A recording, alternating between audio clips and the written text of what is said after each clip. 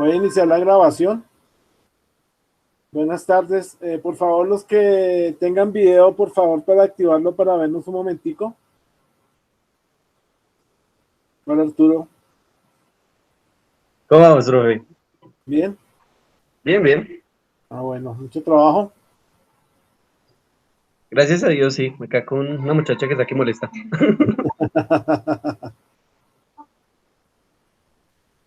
Carlos, Arley, Edison, Giovanni, Jimmy, y pueden activar la cámara para que se saluden entre ustedes.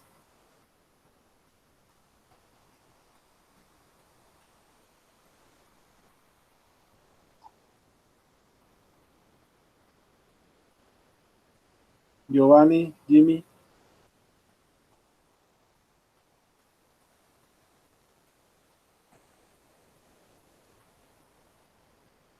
Hola, Giovanni. ¿Qué más, profe? Bien.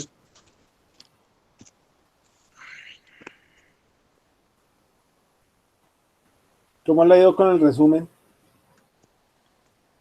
Profe, bien, ya estoy mirando, digamos, el formato que su merced me envió de la universidad y ya, si Dios quiere, ahorita se lo envío, profe, ¿vale? En Word, por favor. ¿Cómo, profe? En Word. Ah, listo, sí, señor. Bueno. Entonces voy a llamar lista porque veo que faltaron varios. Giovanni está, Edison está, Arturo está, David no está.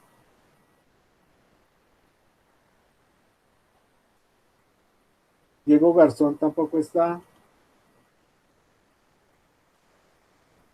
Dana está. Carlos Javier está. Mauricio no está.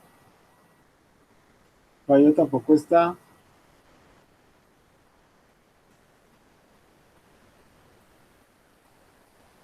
Jimmy sí está. John Alejandro no está. Juan Esteban. Y Arley está. Listo. Entonces, hoy vamos a avanzar en varios temitas que nos quedan pendientes porque la próxima semana es el día élite. Entonces no creo que haya encuentro. Claro que yo les confirmo. Bueno. Es señor David.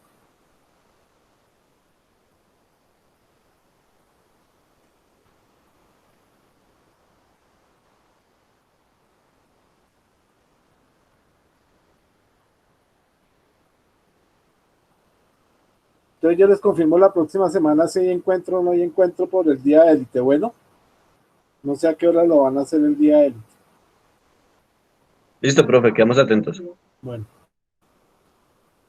entonces hoy vamos a mirar varios temitas. Un temita es retiro de mercurio, otro temita es manejo de parafinas y si alcanzamos vemos fraccionamiento, rechazo de nitrógeno y gas natural licuado. Si no alcanzamos a ver estos temas, los vemos el último día, el día del examen, los podemos ver, porque el examen va a ser muy sencillo y muy fácil. Entonces vamos a empezar por retiro de mercurio.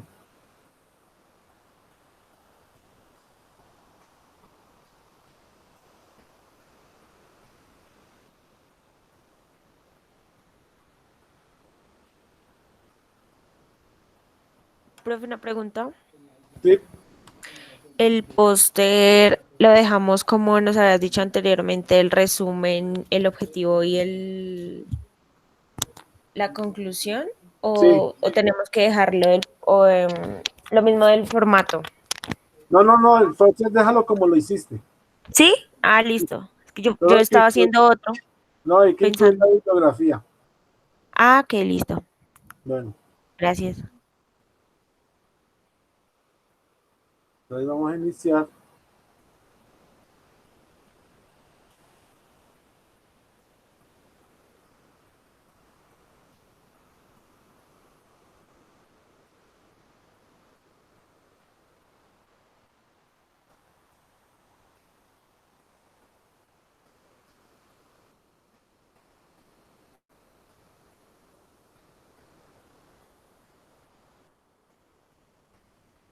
Remoción de mercurio. Pequeñas cantidades de mercurio son muy dañinas en las cajas frías de los procesos criogénicos.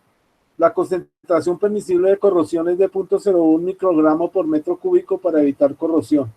Y la concentración permisible ambiental es de 50 microgramos por metro cúbico, 5.000 veces mayor que la concentración permisible para evitar corrosión.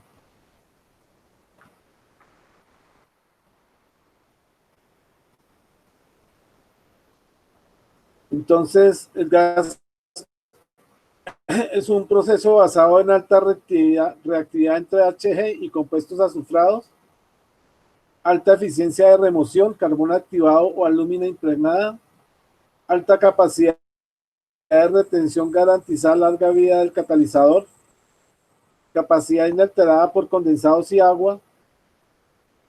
El costo para 345 millones es de 0.6 millones de dólares, incluyendo la carga de patentes. Y la disposición del catalizador es un problema en estos procesos de remoción de mercurio. El mercurio debe monitorearse en las primeras etapas del desarrollo del yacimiento junto a otras propiedades del condensado y gas natural. Eso lo debemos monitorear desde el pozo. Un método para capturar y reducir el contenido de mercurio en el gas natural es la unidad de remoción de mercurio MR, el cual posee un material que contiene pequeños poros de tamaños precisos y uniformes. Usa como absorbentes carbón activado o tamices moleculares.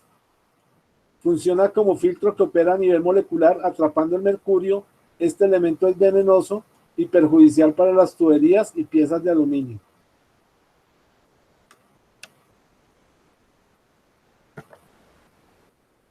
Las formas en que encontramos el mercurio son el mercurio elemental, el mercurio orgánico, que puede ser metilmercurio, dimetilmercurio, y el mercurio inorgánico, que puede ser nitrato de mercurio y sulfuro de mercurio. Entonces tenemos esas tres formas de que el mercurio se nos presenta en la naturaleza. El vapor de mercurio no está clasificado como cancerígeno, aunque el mercurio y sus compuestos son contaminantes neurotóxicos. Tanto la ingesta como la absorción térmica resultan en disfunciones neurológicas. Entonces, el mercurio, si uno lo toca o tiene contacto con él, puede causarle problemas de la piel y disfunciones neurológicas también.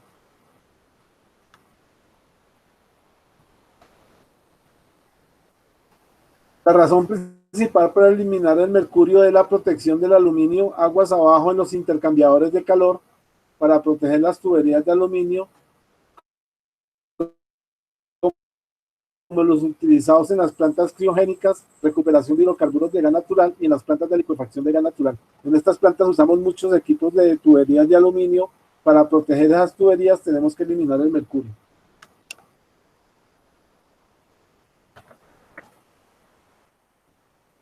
La presencia de mercurio produce fallas mecánicas y fugas de gas en los intercambiadores de aluminio.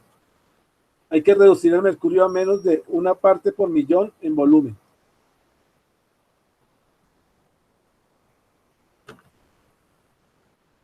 Los mecanismos de degradación del mercurio son amalgamación, corrosión amalgama y fragilización por metal líquido. Tenemos esos tres mecanismos por los cuales se puede degradar las aleaciones de aluminio.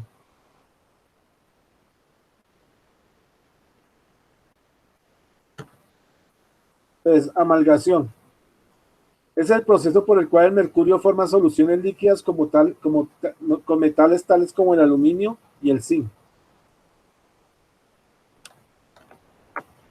La corrosión amalgama ocurre cuando el mercurio y el aluminio se amalgaman en presencia de la humedad. Aquí está la ecuación de amalgamación, que es mercurio más aluminio me da HgAl. Es 3 de agua más 3 de H2O más Hg, que sería el mercurio en forma elemental.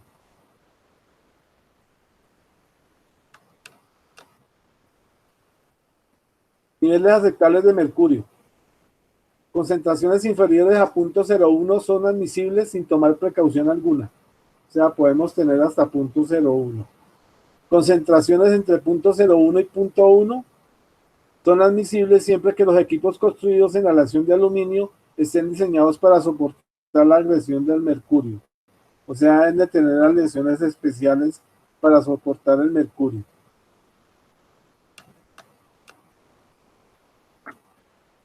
Y concentraciones superiores a 0.1 debe tratarse con removedor específico. Ahí tenemos que usar químicos para tratar el mercurio que viene con el gas natural.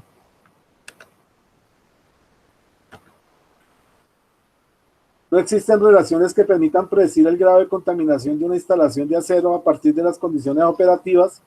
Los ductos de equipos absorberán mercurio independientemente de la concentración del mercurio del gas. Entonces, siempre todos los equipos que el gas cuando trae mercurio, todos los equipos van a absorber ese mercurio y lo van a dañar y va a fragilizar la tubería. Eso es lo que hace el mercurio. Fragiliza la tubería, lo que nos va a condicionar las partes operativas de cada una de estas tuberías y la puede quebrar.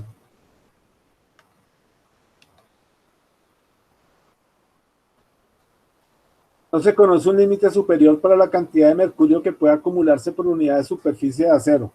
Las tuberías nuevas absorben más mercurio que las tuberías antiguas, dado que a medida que la tubería envejece, los sitios de la superficie disponibles para la quimiosección disminuyen.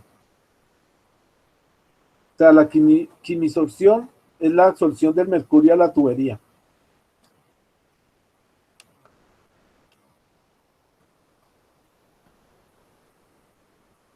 Tenemos en los dos mecanismos de remoción de mercurio, tenemos absorción física y secuestrante. El tipo de proceso es un proceso en absorción física es regenerativo continuo, donde hay una secuencia de absorción y una secuencia de desorción.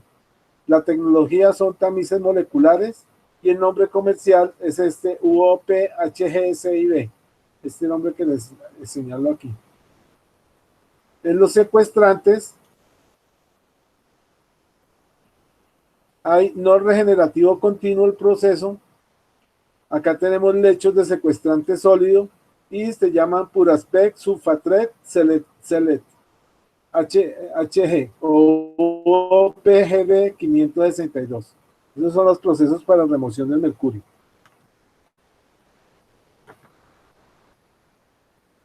Los lechos secuestrantes separan el mercurio impregnado del material. Y los tamices moleculares, regeneración profunda antes de la disposición.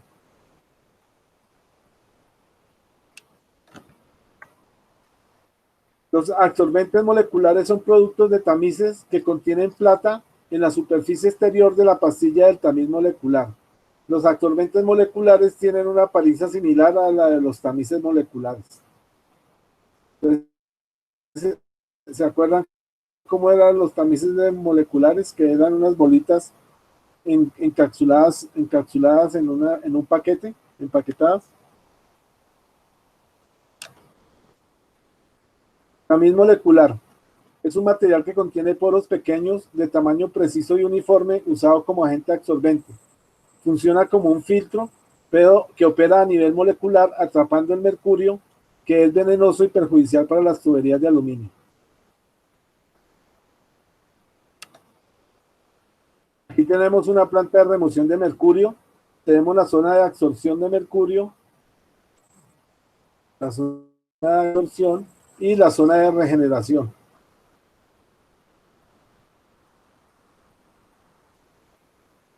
Por la parte, aquí tenemos un separador que me va a separar el líquido y el mercurio que estamos separando en la parte de absorción. Tenemos un calentador para evaporar el agua y dejar solamente el mercurio que va a salir por esta parte de este separador que tenemos aquí en la parte superior.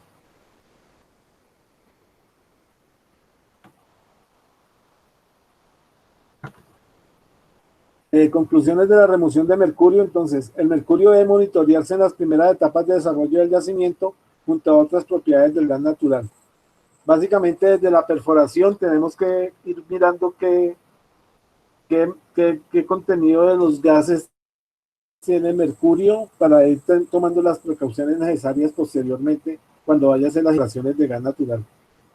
Toda remoción física o química debe preverse tan cerca como sea posible de la boca del pozo.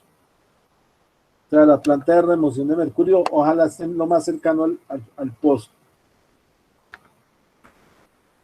Debe medirse mercurio en todas las fases de los procesos de tratamiento de gas natural. Y si el mercurio está presente y no se remueve, contamina todas las instalaciones y obliga a medidas especiales operativas y ocupacionales, por lo que es tóxico. Si el mercurio está presente y se remueve, debe preverse el monitoreo del proceso de remoción en forma periódica. Vamos a mirar un video del mercurio. Vamos a ver si lo podemos ver.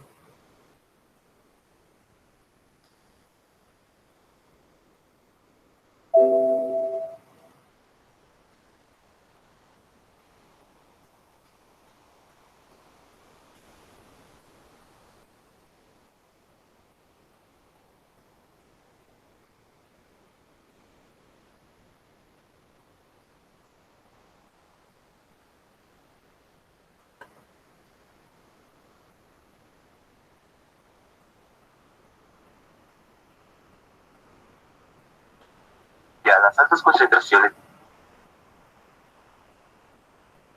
Entonces, sí.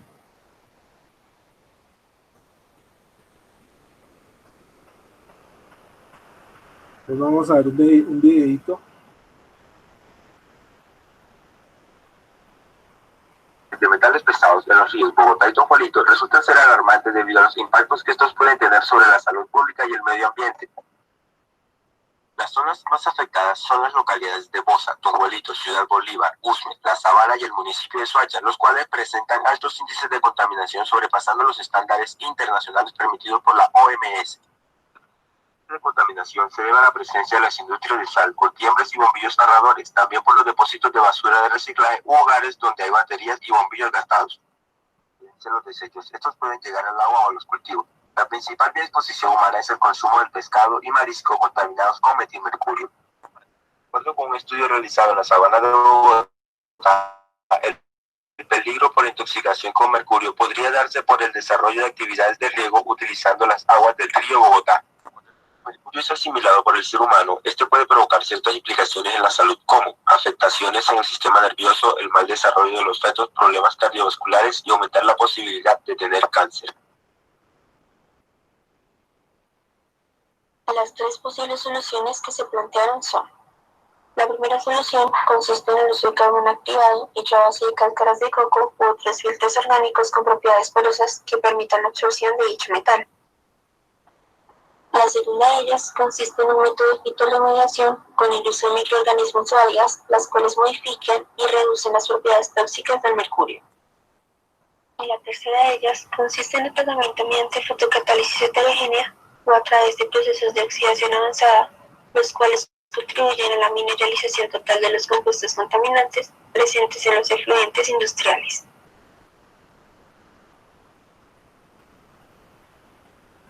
Entonces ahí teníamos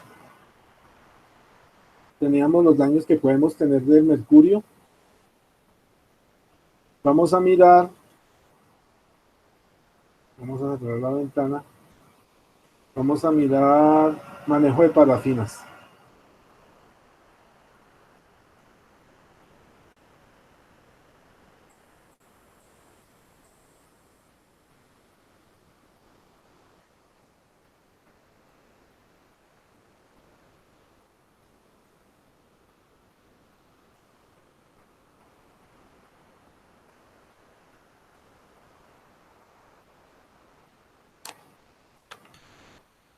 Entonces, las parafinas son y han sido por mucho tiempo un problema para varias áreas de la producción de hidrocarburos.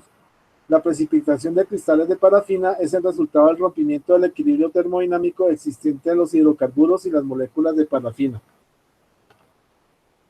Su depositación puede estar localizada desde las gargantas de los poros de la roca hasta las facilidades de superficie, pasando por la cara del pozo, la tubería de producción, el árbol de Navidad, las líneas de flujo y las estaciones de gas natural. El término parafina proviene del latín parum affinis, que significa que tiene poca afinidad. El peso molecular de las parafinas oscila entre 320 y 800 gramos mol y presenta consistencia sólida a temperatura ambiente. A temperatura ambiente ellos son sólidos. Tiene cadenas largas de hidrocarburos que son del C18 hasta el C60 más. Son cadenas lineales o ramificadas de estos compuestos.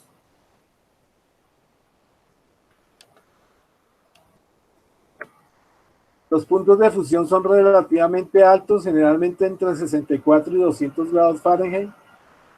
Son moléculas apolares que se usan las fuerzas intermoleculares de Van der Waals. ¿Se acuerdan que las fuerzas de Van der Waals son fuerzas de atracción molecular, las que van a soportar las moléculas de la parafina?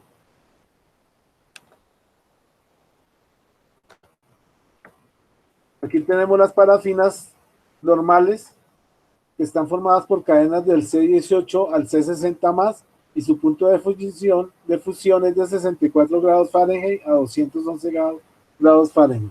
Esas serían las parafinas normales. Las isoparafinas son cadenas ramificadas de hidrógeno y carbono. Entonces ya son ramificaciones de hidrógeno y carbono, como el isopentano, el neopentano, el isooctano. Y tenemos los naftenos, que son los más comunes. Tenemos el ciclohexano, el dimetilciclopentano, el trimetilciclohexano y la decahidronaftaleno de la canina. Entonces, estos son los más comunes, los que se precipitan. Estos son los más difíciles de romper. Las parafinas que son más difíciles de romper son estos naftenos. ¿Qué son las ceras microcristalinas? Son formaciones de cadenas con ramificaciones en grupos cíclicos que comprenden entre 30 a 60 carbonos. Su punto de fusión es mayor a 170 grados Fahrenheit. Son cristales pequeños e irregulares que no tienden a aglomerarse y pueden ocasionar la reducción de la permeabilidad de la roca. ¿Por qué la reducen? Porque precisamente va a tapar los poros de la roca, entonces me va a taponar y me va a disminuir la permeabilidad que tengo en la roca. Son comprendidas por parafinas que contienen entre 18 a 30 carbonos y su punto de fusión es entre 100 y 160 grados Fahrenheit. Aquí tenemos las ceras macrocristalinas. Tenemos dos partes, el punto de nube, el punto de transición y el punto de fluidez, que es donde se forma la parafina. Aquí en el punto de fluidez es donde se forma la parafina. Estas son las ceras microcristalinas. Y las macrocristalinas y las microcristalinas.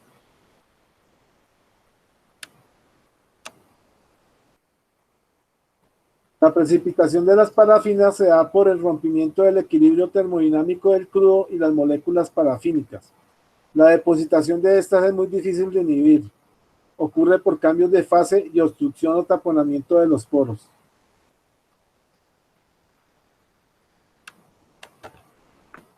¿Dónde pueden ocurrir las parafinas? En el yacimiento, taponando los poros de la roca, en la cara del pozo, taponando las perforaciones que se hicieron con el cañoneo, y en las facilidades de producción, en las tuberías de producción, en el árbol de Navidad o en las líneas de flujo.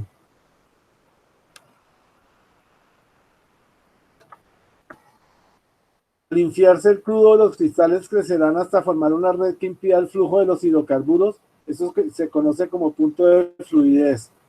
Si continúa enfriándose el crudo, se formarán más de esta red de cristales que formarán depósitos, que son los que nos van a acumularse en la tubería, en las líneas de flujo o en el árbol de Navidad.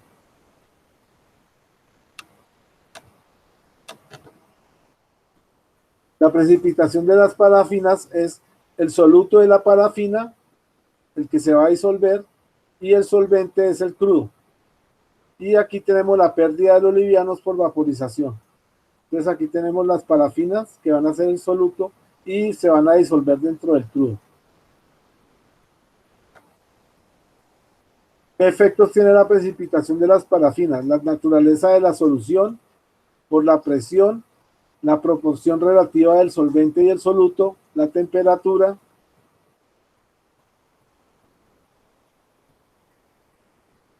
efecto de la precipitación de parafinas por temperatura. La precipitación y depositación se caracteriza por 4 temperaturas. El punto de cristalización, que es la temperatura a la cual precipita el primer cristal de parafina. Aquí tenemos la primera parafina que se nos precipita. Tenemos el punto de gel, que es la temperatura a la cual se inicia la formación de una red cristalina de parafinas. O sea, todas los primeros cristales de parafina se nos van a unir y nos van a formar una red. Y el punto de fluidez, que es la temperatura a la cual el crudo deja de fluir por la parafina.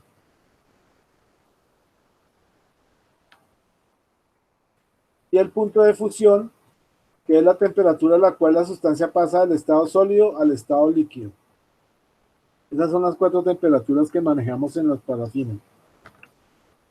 El efecto de la presión por encima del punto de burbuja. Una disminución de la presión causa una expansión del fluido. La expansión del fluido favorece la solubilidad de las parafinas. Entonces, cuando el fluido se expande en la curva de PVT, en la curva de presión, volumen y temperatura, y hay expansión del fluido, nos favorece la solubilidad de parafinas y nos la puede producir. Aquí podemos observar la gráfica de PVT. Acá tenemos las condiciones iniciales del nacimiento. Podemos tener una expansión y durante esta expansión podemos tener la precipitación de las parafinas en el yacimiento. Presión por debajo del punto de burbuja. Una disminución de la presión causa que se libere gas. La liberación del gas perjudica la solubilidad de las parafinas. Entonces acá cuando tenemos la expansión del gas, acá nos produce gas esta expansión, que tenemos las 2 fases. Acá tendríamos la zona de 2 fases que sería líquido y gas. Aquí la zona de solo líquido y aquí la zona de solo gas. Todo lo que esté por debajo del punto de burbuja nos va a producir gas y lo que evita la solubilidad de las parafinas. ¿Qué es la solubilidad? Cuando la concentración de soluto en la solución se incrementa, el punto de cristalización aumenta. Las moléculas de gas en solución ocupan un espacio entre las moléculas de la parafina, evitando su unión. Entonces, cuando tenemos presencia de gas, las moléculas de gas nos evitan que los cristales de parafina se unan y nos forman la precipitación de las parafinas. Factores que afectan la depositación de las parafinas: el peso molecular de la parafina, la relación gas-aceite, la tasa de producción, la fracción pesada de alfactenos. ¿Qué mecanismos hay de precipitación de las parafinas? Entonces existe difusión molecular, dispersión cortante, disfunción browiana y depositación por gravedad. ¿Qué es la difusión molecular? Si la temperatura es menor al punto de cristalización, esto generará un depósito de parafinas. Este es un efecto de temperatura que sea menor al punto de cristalización, me va a hacer la precipitación de parafinas. La dispersión cortante se presenta cuando el crudo tiene la temperatura es menor a la temperatura del punto de cristalización. La disfunción browiana es debido al movimiento aleatorio de los cristales de parafina que al chocar se aglomeran con la posibilidad de formar depósitos en las paredes de la tubería. Entonces, aquí tenemos las parafinas separadas en cristales. Ellas se están moviendo y debido al movimiento aleatorio de estos cristales se van aglomerando y nos van a unir los cristales de parafina creando depósitos de parafina.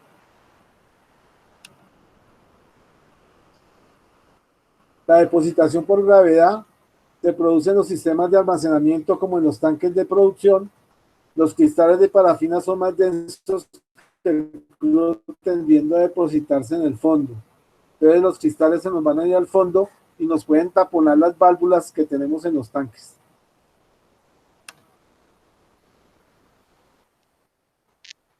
La precipitación de las parafinas causa el aumento de los gastos de operaciones y disminuye la rentabilidad de la producción. ¿Por qué? Porque hay que estar haciendo limpiezas constantes de la parafina a las líneas de flujo, a las válvulas, al árbol de Navidad, a la tubería de producción.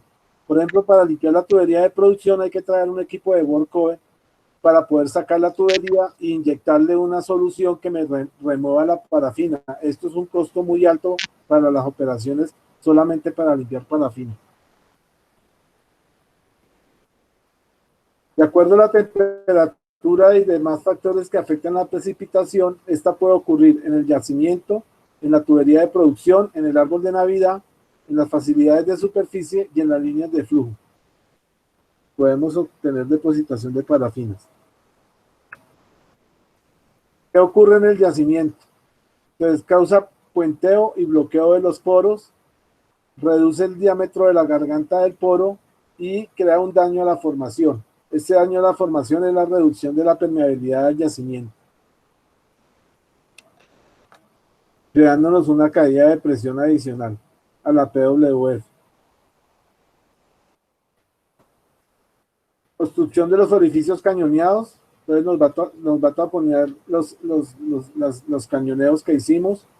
La disminución en la parte de fluido de la formación productora, entonces nos va a disminuir el caudal y el deterioro gradual de la permeabilidad de la roca.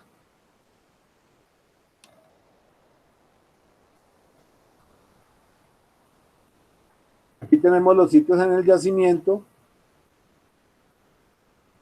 Aquí tenemos la depositación de las parafinas. Dentro de la cara del hueco del pozo donde están los cañoneos, acá están los cañoneos, y se nos va a depositar la parafina, lo que me va a obstruir el flujo de fluidos hacia la tubería.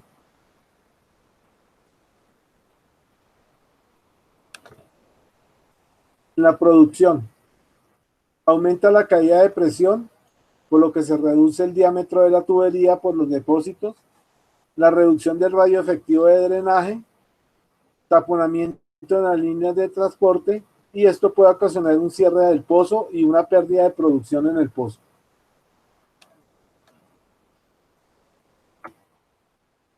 Hay varias maneras de controlar las parafinas. Una es la forma mecánica, que es usando raspadores y cortadores de parafina, que es una alternativa económica.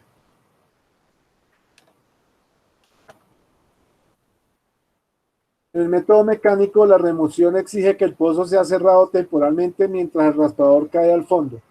Cuando el pozo reanuda la producción, el raspador se expande y remueve la parafina de las paredes de la tubería. Ese es el procedimiento con un raspador. Ahorita los vamos a ver cómo son. Estos son los raspadores mecánicos. Este raspador se coloca dentro del pozo, con el pozo cerrado. Cuando el pozo empieza a fluir, el raspador sube y con estos cepillos que él tiene acá, metálicos, él va raspando la parafina y nos la va retirando de la tubería. Cuando se presentan problemas de parafinas en las líneas de producción, se puede remover mediante raspadores que son solubles e insolubles. O sea, solubles en crudo e insolubles en crudo.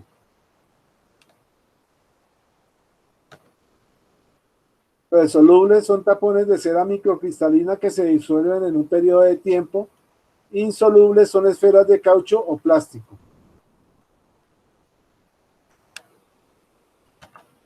Aquí tenemos los raspadores de copa y disco. Esto es lo que se llama un pic o marrano. Estos marranitos los podemos instalar dentro de la línea de flujo. Con la presión que trae el hidrocarburo nos lo va empujando y por medio de estos cepillos que él tiene y estas copas, él va retirando las parafinas con la presión del fluido que tenemos en la tubería. Acá tenemos los raspadores esféricos que también se inyectan dentro de la tubería y ellos van a raspar la parafina que se esté contenida dentro de la línea de flujo. Tenemos los polirraspadores que son de caucho y de poliuretano, que parecen unas balas. También los tenemos que disponibles para la limpieza de las líneas. ¿Cuál es el método operacional para enviar un raspador de estos? Consiste en regular la velocidad y el caudal de producción, con el fin de disminuir la precipitación de parafinas en la sarta de producción. Entonces, el caudal, tenemos que tratar de trabajar con el caudal óptimo del pozo, el cual lo determinamos con las curvas de IPR. Con las curvas de IPR, con las curvas de tubería, podemos definir cuál es nuestro caudal óptimo con el que vamos a producir el pozo, a una PWF dada. El método térmico es la aplicación de calor para fundir la parafina. Esto tiene muchos costos altos de energía, pero es un método que se usa también, el método térmico. Podemos usar inyección de aceite caliente, inyección de agua caliente, calentadores de fondo del pozo o calentadores eléctricos en la tubería. Como ven, es costoso porque hay que usar aceite y calentarlo, o usar agua y calentarla, o colocar calentadores en el fondo o en la tubería de producción.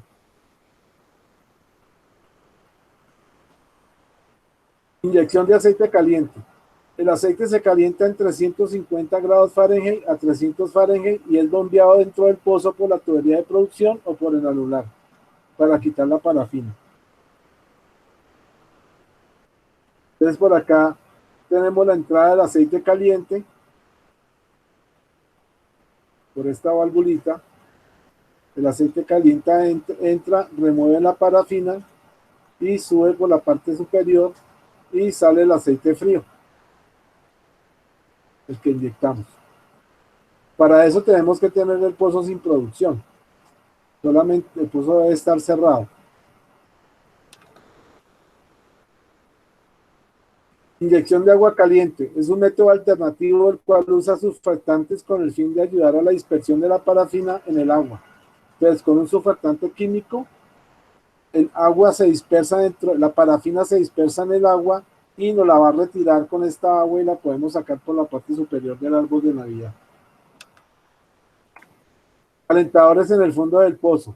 Estos calentadores se instalan en la boca del pozo y elevan la temperatura del crudo para mantener la temperatura por encima del punto de cristalización de la parafina y así evito la depositación de parafina.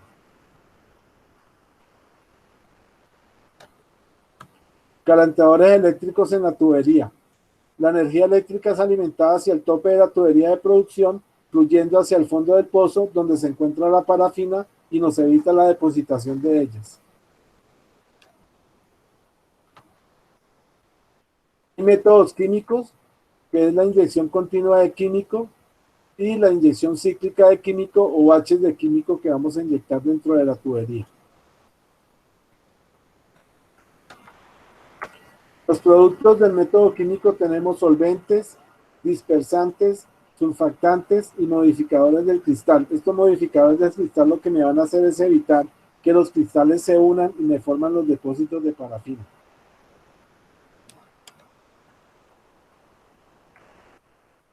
¿Qué solventes tenemos de los métodos químicos? Tenemos alifáticos como el diésel, el queroseno y el condensado, aromáticos como el xileno y el tolueno.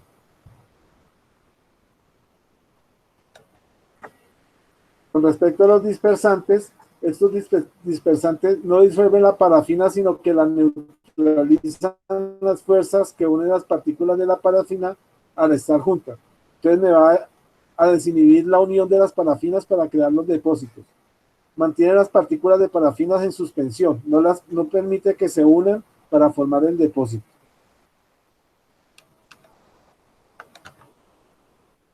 Es el efecto de los dispersantes. Entonces acá tenemos la parafina. Cuando no tiene dispersante, los cristales de parafina se unen y me forma el depósito de parafina. Con el dispersante me separa y me mantiene separadas las partículas de parafina y me evita la depositación o la formación de depósitos de parafina. Entonces las dispersa las parafinas, los cristales de parafina. Los surfactantes, ¿qué son? Son una clase de agentes tensoactivos que trabajan en la formación, tubería de producción, líneas de flujo sobre los cristales de parafina, evitando su agrupación y su depositación.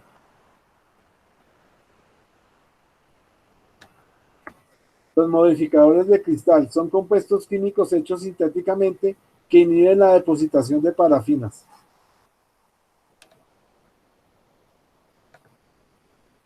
Aquí tenemos los modificadores de cristal. Entonces acá tengo el cristal de parafina por encima del punto de nube. Empiezan a aglomerarse los cristales por debajo del punto de nube. Y aquí ya tenemos la depositación de la parafina en la superficie metálica, donde la masa adherida a la superficie metálica es la parafina, y tenemos partículas de arena, de corrosión, de sedimento, agua y petróleo atrapado. Entonces aquí se nos atrapan arenas, petróleo, y no nos va a dejar fluir el aceite. El modificador del cristal, que sería este, me va a interferir con la formación de la parafina y me va a hacer unos escalones como de cristales de parafina que no se van a unir y no me van a formar depósitos.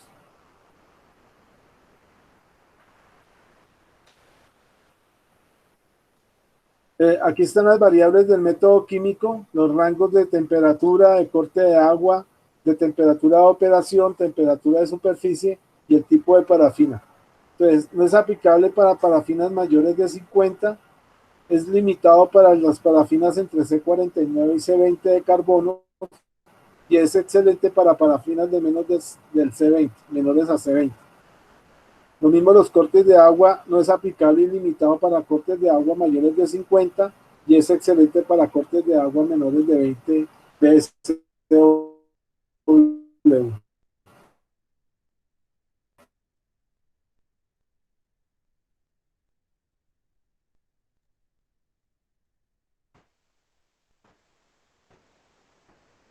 ¿Cómo entran las parafinas a la planta de gas? El ingreso de un cacho separador de producción principal. El gas en un separador bien diseñado no debe contener más de 0.10 galones por millón de pies cúbicos de hidrocarburos líquidos.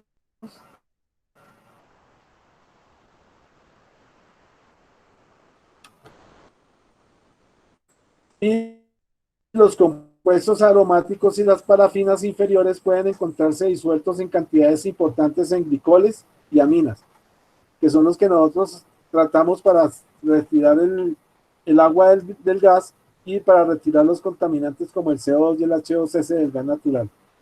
En un sistema de trietilenglicol de deshidratación donde haya presencia de hidrocarburos, no se alcanza la depresión deseada en el punto de rocío del gas, cuando tenemos presencia de parafinas. Poder vender el gas.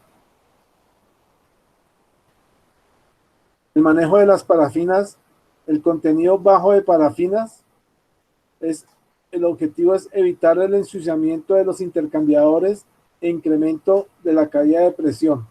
¿Con qué método? Filtrando la totalidad del caudal de glicol a inyectar en la descarga de las bombas, modificando el diseño del separador, removiendo hidrocarburos disueltos en la solución de glicol y desarrollando un plan de inspecciones periódicas de limpieza del sistema de glicol. Y el manejo alto, mantener las parafinas en movimiento en la fase de hidrocarburo líquido. Cuando yo mantengo las parafinas en movimiento, no se me van a precipitar los cristales ni se van a formar los depósitos. Entonces puede ser inyectando productos químicos como dispersantes de parafinas o modificadores de la estructura cristalina de parafinas para evitar la precipitación de parafinas en la fase de hidrocarburo líquido. Modificar el diseño de los equipos contemplando los problemas de deposición.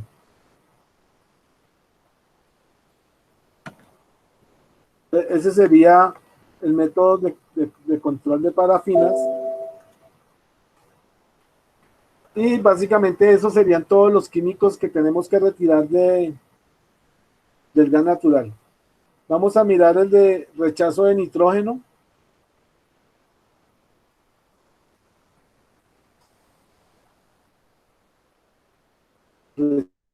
Rechazo de nitrógeno.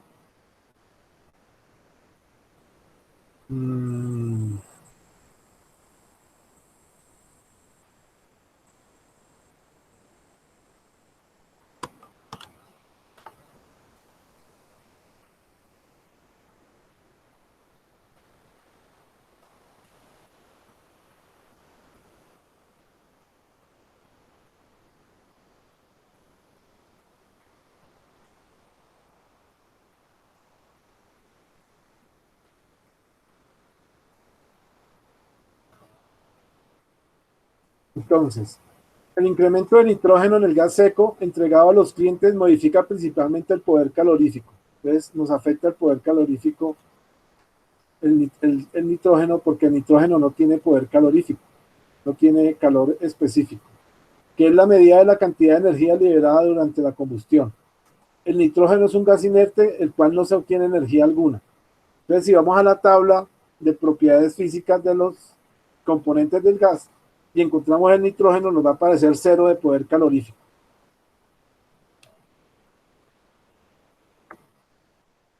Porque hay que remover el nitrógeno.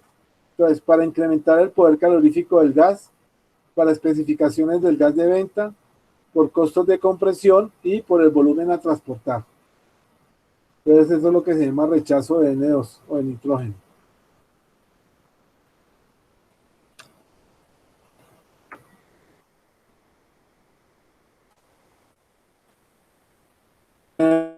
Tenemos varios procesos para retirar el nitrógeno. Tenemos el proceso criogénico, el PSA, las membranas, los solventes selectivos. Estamos en el rango de caudal de cada uno de ellos, el contenido de nitrógeno que vamos a manejar, la complejidad, la recuperación de hidrocarburos y el estado de la tecnología. Por ejemplo, el criogénico es mayor de 5 millones de pies cúbicos por día, el contenido de nitrógeno entre 60 a 70% molar, complejidad es un proceso muy complejo, la recuperación de hidrocarburos es del 98% y el estado de la tecnología es madura, o sea, ya se conoce esta tecnología. Así para cada uno de los procesos tenemos el rango de caudal, el contenido de nitrógeno, su complejidad, la recuperación de hidrocarburos y el estado tecnológico en el cual se encuentra.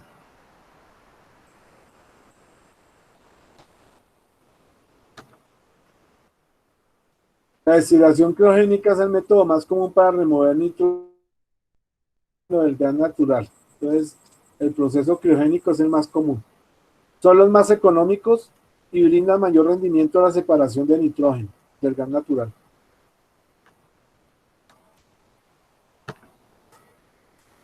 Para concentraciones que estén por debajo del 20% de nitrógeno, se utiliza un diseño con una columna simple. Para concentraciones más altas se usan diseños de columnas duales o dos columnas para retirar el nitrógeno del gas natural. Aquí tenemos la planta de rechazo de nitrógeno. Aquí está el demetanizador que me va a retirar el etano. Y aquí tenemos la torre por donde vamos a retirar el nitrógeno. El nitrógeno sale por la parte superior y nos sale por acá.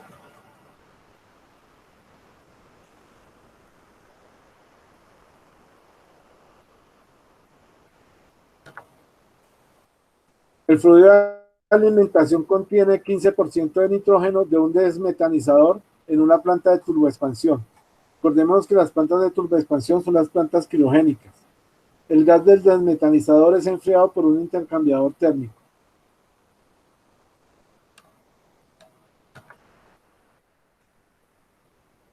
Aquí tenemos el proceso de rechazo de nitrógeno y básicamente de todos los procesos que hemos visto. Entonces, el gas natural amargo entra a la planta de endulzamiento. De aquí se recupera el azufre, sale el azufre, se hace la recuperación de líquidos criogénica, de los cuales vamos a recuperar por fraccionamiento génica, que fuimos el proceso de turboexpansor, eliminamos el nitrógeno.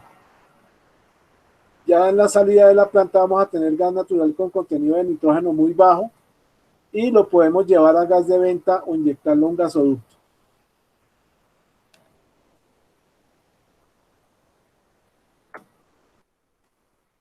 Cada tren de eliminación de nitrógeno consta de dos secciones. La primera denominada sección de preseparación, donde se separa la mayor cantidad del gas natural del nitrógeno.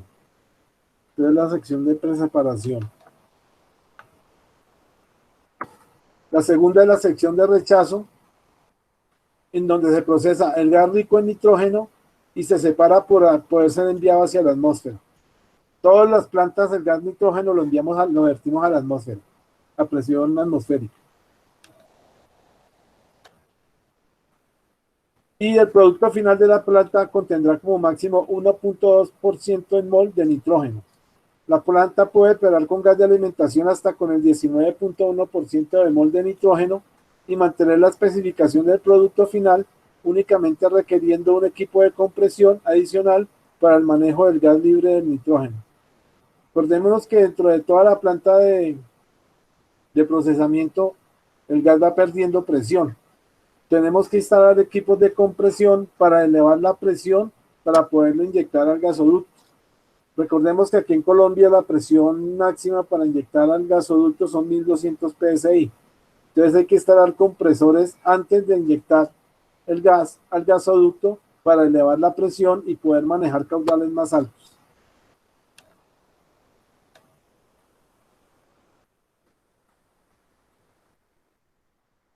Entonces este sería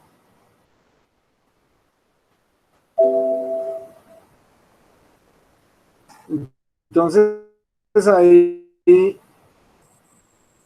hemos visto ya el retiro de todos los contaminantes como el CO2, el H2S, el mercurio, el nitrógeno y el azufre. Nos quedaría falta ver dos temitas que son la fraccionamiento de gas natural y gas natural licuado. Entonces lo vamos a mirar. Vamos a mirar primero fraccionamiento.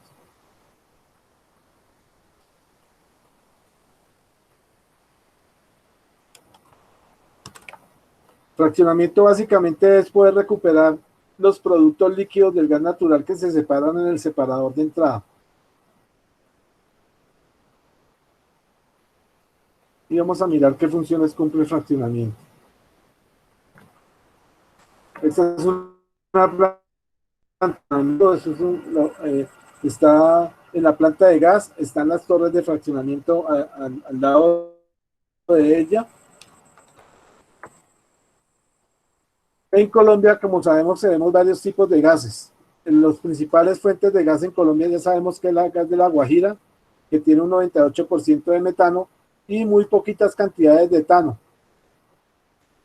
De etano apenas tenemos el 0.2 y de propano el 0.05. De butano tenemos el 0.02. Pero el gas de Cusiana y el gas de Apiay sí tienen considerables valores de estos líquidos de hidrocarburos. Entonces, lo que vamos a hacer es, antes de enviar el gas al gasoducto, a inyectarlo al gasoducto, le vamos a retirar estos componentes y vamos a producir productos como la gasolina natural y el GLP a partir de estos componentes puros del gas natural como hidrocarburo.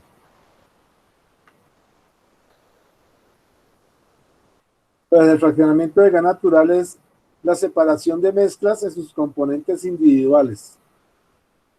Esto se hace por diferencia de presión de los puntos de ebullición, las temperaturas de ebullición de cada uno de los, a producir un compuesto diferente para cada hidrocarburo que estoy fraccionando. Y lo otro es tener torres de fraccionamiento que pueden ser sencillas o pueden ser duales, dependiendo de la cantidad de hidrocarburo que nosotros vamos a destilar o a fraccionar. Aquí tenemos una planta de procesamiento, viene nuestro gas natural con metano, etano, propano, butano, pentano, hexanos y hectanos más, con todos sus hidrocarburos. Lo pasamos a la torre de acondicionamiento donde removemos H2S, agua y CO2. Luego mandamos a la torre de planta de separación, que es un separador de producción. Él me va a separar el metano y me va a producir gas natural seco que puede ser convertido en gas natural licuado o puede ser inyectado directamente a los gasoductos. De los líquidos del gas natural que son separados en el separador, vienen de la parte inferior del separador, tenemos hectanos más. Acá tenemos nuestra planta de fraccionamiento y básicamente lo que vamos a producir es gasolina natural y gas licuado del petróleo. El gas licuado del petróleo lo componen el propano y el butano y la gasolina natural lo compone el pentano, el hexano y los hectanos más.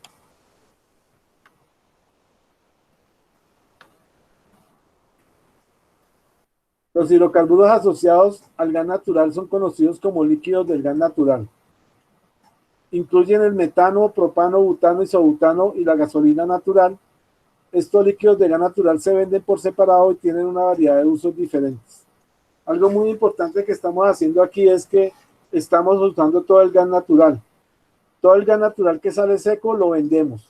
Directamente lo vamos a vender para su consumo inmediato.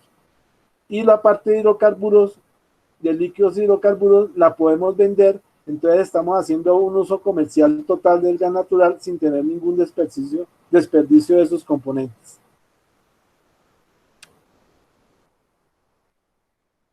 Uno de los objetivos del procesamiento del gas es reducir el contenido de BTU en el gas, mediante la extracción de los componentes más pesados para cumplir con un límite máximo permitido de calentamiento establecido por un contrato de venta de gas. En los contratos de gas se especifica cuál es el poder calorífico. En Colombia, por norma de calidad, se establece que el poder calorífico máximo es 1150 y el poder calorífico mínimo es 950 BTUs. El rango del gas natural debe estar entre esos dos poderes caloríficos. Si yo no le retiro los hidrocarburos al gas natural y lo quemo, estoy quemando los BTUs o el poder calorífico, estoy quemando mucho más poder calorífico del que es, y estoy quemando los combustibles que trae el gas natural. Por eso hay que retirarlos. En una época acá en Bogotá, cuando en Cruciana no estaba la planta, en el gas natural, en las estufas de nosotros y en los calentadores, lo cual pues era un desperdicio. Si el gas es demasiado rico en componentes pesados, el gas no funcionará correctamente en los quemadores que están diseñados para valores bajos de calentamiento. Entonces ahí es cuando tenemos los cambios de color en las llamas, cuando tenemos fallas en los quemadores. Un límite máximo, como les nombraba, es 1100 BTUs, aunque aquí en la norma de calidad nos manejamos entre 950 y 1150 BTU por pie cúbico. Si el gas es rico en propano y componentes más pesados, tiene que ser procesado para reducir el valor del calentamiento.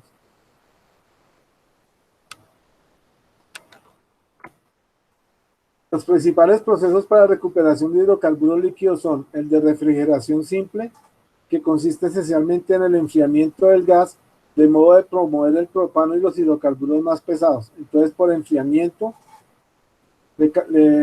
enfriamos el gas, y el gas, al enfriarse, nos va a condensar el propano y los hidrocarburos. La cocción refrigerada, que es la recuperación de los componentes pesados del gas a través de una absorción física promovida por el contacto del gas con un aceite de absorción. Entonces acá inyectamos un aceite de absorción a la torre de fraccionamiento. Este aceite de absorción absorbe los hidrocarburos líquidos y me los separa del gas natural. La expansión Joule-Thomson, que es separación a baja temperatura, la separación del 45% de hidrocarburos líquidos, es simple y barata. ¿Por qué es simple y barata? Porque hay presión sobre los hidrocarburos que están contenidos en el gas natural.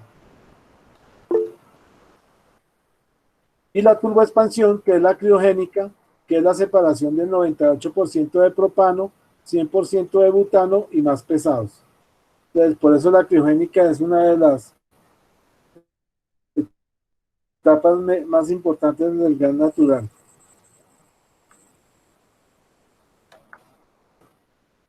Aquí tenemos productos del gas natural. Entonces tenemos nuestra fuente, que es el gas natural. Tenemos el etano, el propano, butanos, pentanos y hexanos. Del etano, el propano y el butano se producen las olefinas, que me van a producir etileno, polipropileno y butadieno. A partir de estos tres productos yo puedo obtener plásticos, fibras, resinas, caucho y solventes. Y el pentano y el hexano me forman los aromáticos, que sabemos todos que es el benceno como aromático, y también pueda producir solventes, caucho, resinas y fibras y plásticos, a partir de estos 4 productos. Hay un subproducto del gas natural que es el gas de síntesis. Del gas de síntesis nosotros podemos producir amoníaco, metanol y sulfuro. El amoníaco lo podemos usar como fertilizante, explosivos, para fabricación de urea, para producir diésel y producir naftas de petróleo. Entonces acá tenemos una gama de productos que podemos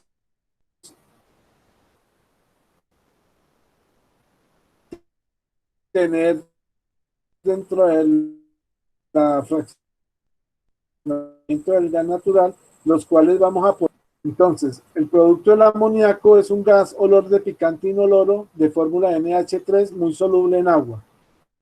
Este producto base de toda la industria de abonos nitrogenados, así como también es muy utilizado en la mayoría de los productos desinfectantes y de limpieza, el amoníaco. El azufre se usa principalmente como fertilizante, pero también en la fabricación de pólvora, laxantes, cerillas e insecticidas. El metanol se emplea como anticongelante, disolvente, combustible. Asimismo se utiliza en la fabricación de plásticos y proteínas sintéticas. Entonces, como observan, los productos del gas natural tienen mucho derivado de uso en la vida de nosotros. El etileno es un gas incoloro con un olor ligeramente dulce, soluble en gas. El mayor compuesto orgánico utilizado en todo el mundo. El etileno es uno de los compuestos más usados en toda la industria de derivados del petróleo. En la agricultura se utiliza como colorante y agente madurador de muchas frutas.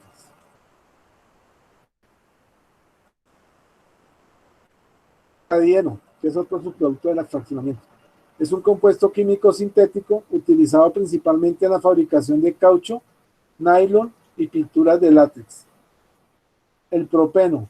Se generan una gran diversidad de componentes fundamentales utilizados en artículos como embalajes de leche, sillas, cuerdas, gomas sintéticas y pinturas. El propileno. El polipropileno es un polímero termoplástico utilizado en una amplia variedad de aplicaciones, incluyendo el embalaje, la industria textil, artículos de papelería, partes de plástico y envases, equipos de laboratorio, componentes de motores y en la industria de la construcción.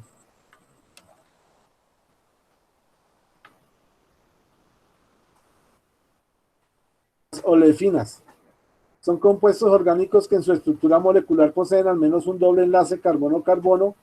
El uso de la olefina es para detergentes, lubricantes sintéticos y aditivos para aceites lubricantes.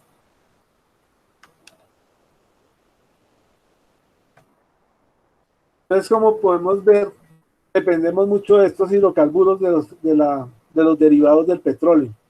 Por eso el uso de estos derivados lo vamos a tener que estar usándolos durante muchísimo tiempo hasta que no descubramos una nueva fuente de energía con el cual podamos producir ese tipo de productos que son los que usamos en la vida diaria. Aquí vamos a ver la planta de fraccionamiento. Está formada por una torre de fraccionamiento. Por la parte inferior salen los productos de fondo y hay un calentador o rehervidor que me va a calentar el crudo o los hidrocarburos líquidos, me los va a calentar, y cada plato de estos tiene una temperatura de vaporización. Entonces, con esa temperatura de vaporización se me van a vaporizar los vapores de cada líquido que va a contener dentro del hidrocarburo líquido con este condensador, y lo llevamos allá al destilado, que es la producción, ya sea de propano, butano o pentano.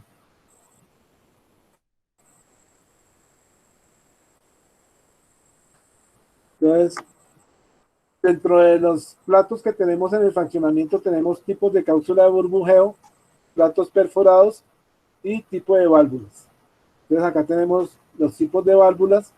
Por esta parte fluye el hidrocarburo líquido y por esta parte fluye el vapor que estamos produciendo con la temperatura.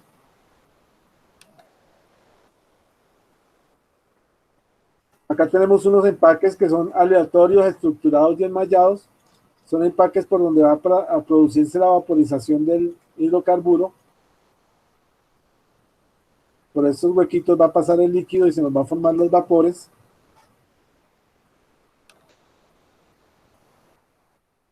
¿Cómo era la descripción del proceso?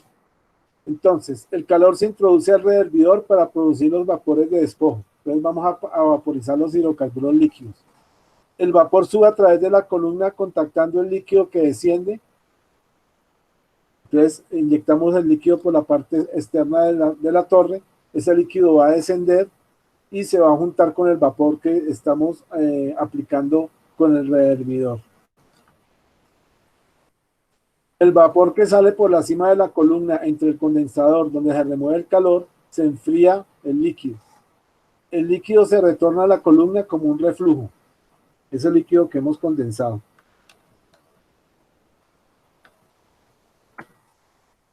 Los platos promueven el contacto entre el líquido y el vapor de la columna. La fase líquida se calienta vaporizando los componentes más livianos. De esta forma los componentes pesados se van concentrando en la fase líquida hasta volverse producto de fondo y van a salir por la parte inferior de la torre.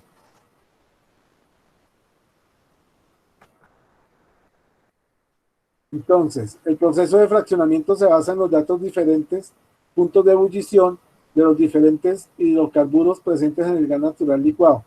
Entonces aquí tenemos el propano, el butano, el pentano, el etano, el hexano, el hectano.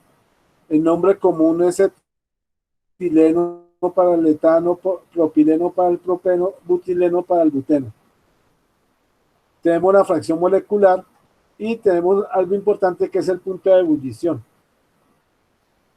Entonces los platos se calibran a estas temperaturas para producir y destilar el hidrógeno que se va a destilar a esa temperatura.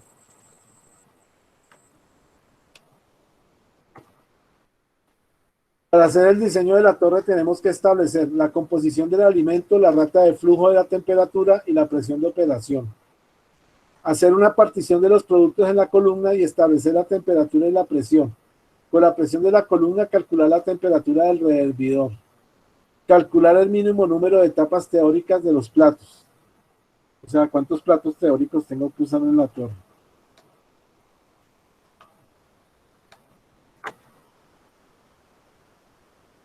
Calcular la mínima relación de reflujo. Acordémonos que por la parte superior sale el vapor y hay un condensador que me va a condensar el líquido y hay una planta de reflujo que ese reflujo me va a volver a inyectar el líquido a la torre de fraccionamiento.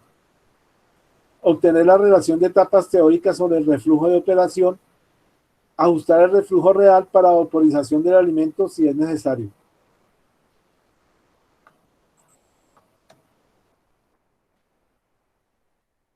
¿Cómo son los equipos que se usan en el proceso?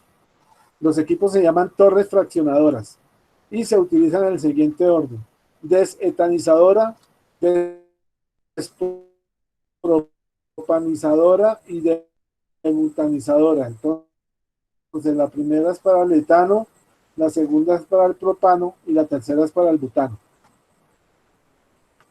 Desetanizador, que la temperatura es a 95 grados Fahrenheit, que sale el vapor, el calentamiento es a 200 grados Fahrenheit en el rehervidor y la presión es de 425 psi. En el de propanizador, la temperatura es más alta, 280 grados Fahrenheit, la presión es 315 psi y la temperatura del líquido de condensación son 135 grados Fahrenheit. Aquí me va a salir por la parte superior el propano.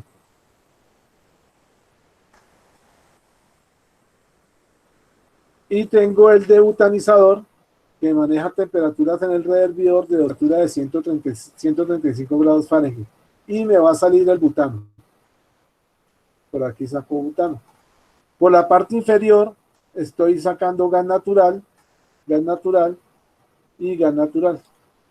Para la parte inferior me quedan ya los últimos vestigios de gas natural que traía en la corriente.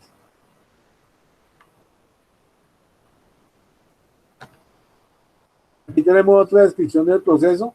Como les dije, dependiendo de los productos que queremos separar, así va a ser el número de torres de fraccionamiento. Aquí tenemos 1, 2, 3, 4, 5 torres de fraccionamiento para producir etano, propano, butano, isobutano, N-butano, pentanos, gasolina y ya el residual, que es el gas natural que ya queda limpio de todos los hidrocarburos.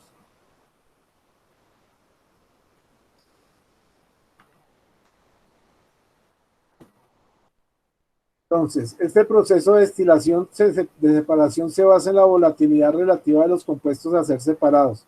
La separación ocurre debido a que hay un componente que se calienta hasta que pasa a la fase de vapor y el otro componente que permanece en la fase líquida. La composición de estas fases está considerada en la constante de equilibrio.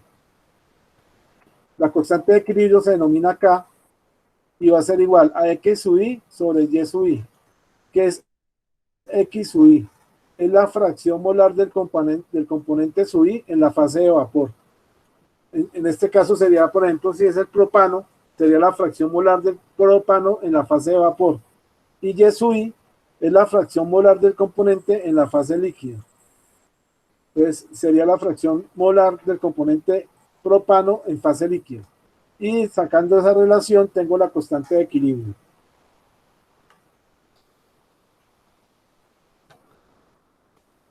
¿Qué consideraciones de diseño tenemos que tener en cuenta? La presión de operación y el número de etapas de la torre.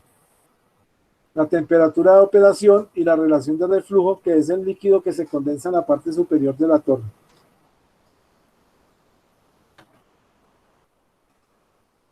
La eficiencia de la separación depende de la diferencia de los puntos de ebullición de los componentes de la mezcla, porque dependiendo de eso vamos a tener los diferentes platos diseñados para cada temperatura, la presión de operación, los parámetros físico-químicos de los componentes,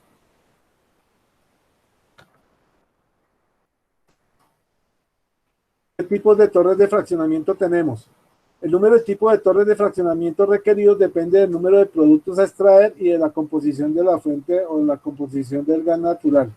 Como vimos en el gas de Chuchupa, no tenemos que instalar ninguna planta de fraccionamiento porque no tenemos productos de propano, etano y butano que podamos destilar.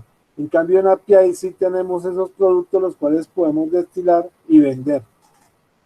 Los productos del gas natural, del líquido del gas natural típicos de un proceso incluyen sería el metano y sería el etano. Los tipos de torres pueden ser mezcla de etano-propano, solo propano comercial, mezcla de propano y butano, butano, mezcla de butano-gasolina, gasolina natural y mezcla con especificaciones de presión de vapor específica. Entonces, estas serían las torres que podemos tener en las torres de fraccionamiento. Dependiendo del compuesto que quiero separar, así mismo va a tener el número de torres que voy a tener que tener en la planta de fraccionamiento. Algunas aplicaciones del sistema de refrigeración incluyen la recuperación de los líquidos del gas natural, recuperación del gas licuado del petróleo y reflujo de condensado de fraccionamiento de hidrocarburos ligeros y plantas de gas natural licuado.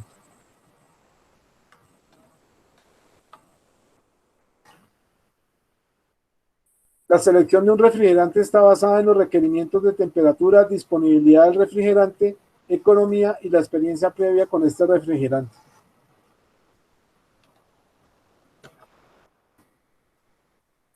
En una planta de procesamiento de gas natural, el refrigerante más común es el etano y el propano. En una planta de olefinas, etileno y propileno están fácilmente disponibles como refrigerantes. El propano o propileno pueden ser apropiados en una planta de amoníaco para hacer el refrigerante de la planta de amoníaco. Y vamos a definirlo. Es un fluido usado para transferir calor en un sistema de refrigeración, el cual absorbe el calor a baja temperatura y presión y los expulsa a una alta temperatura y presión. Entonces, es un proceso para absorber calor, el refrigerante. Una tonelada de hielo en 24 horas. Es equivalente a 1200 BTU hora a 32 grados Fahrenheit de temperatura.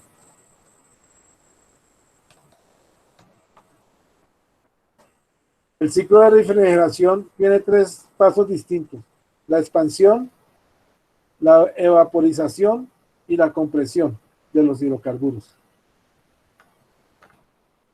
Entonces aquí tenemos el ciclo de refrigeración. Tenemos el compresor,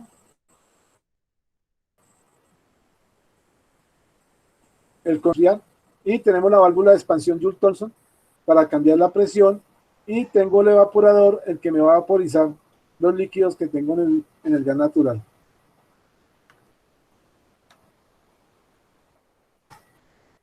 El número de niveles de refrigeración depende del número de etapas de compresión requeridas. Hay etapas internas de transferencia de calor, costos y tipo de compresión.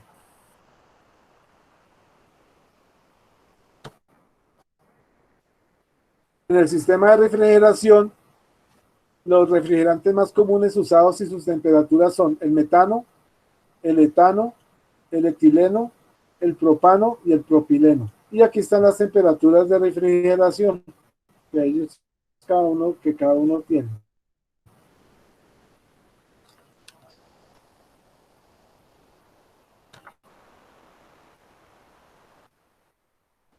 El propano, el propileno y el etileno son usados en grandes tonelajes de refrigeración y aplicaciones de muy bajas temperaturas.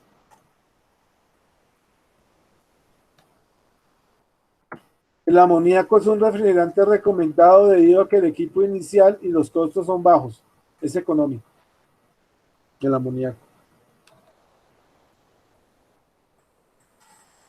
El amoníaco requiere de acero y sistemas de hierro sin cobre o aleaciones, o sea, por eso es más económico. En compresores centrífugos de amoníaco, los sellos laberinto interetapas son de aluminio y las partes rotativas asociadas son maquinadas con acero inoxidable. Acordémonos que los compresores son pistones que se nos están moviendo similares a los pistones del carro, del motor del carro. Son pistones de compresión que me toman el gas y me le van a aumentar la presión, por ende me aumenta la capacidad que tengo de volumen de gas. En un sistema de refrigeración, los niveles típicos de recuperación de líquidos son del propano 85%, del butano 94% y el pentano más, los pentanos más el 98%.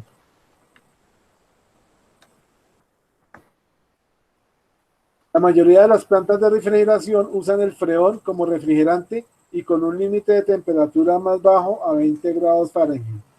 Entonces el freón es el refrigerante más común usado en las plantas de refrigeración. El seno es circulado a través de la planta. El aceite pobre se utiliza para absorber los componentes livianos del gas y los componentes livianos son separados del aceite rico y el aceite pobre reciclado. Es muy simple. Acá estamos usando aceite pobre inyectándoselo al gas para que absorba los hidrocarburos más livianos.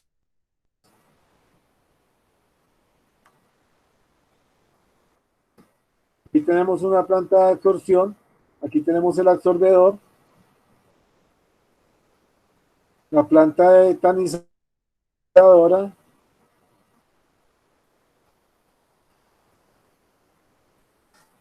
Y esto va a la compresión del gas.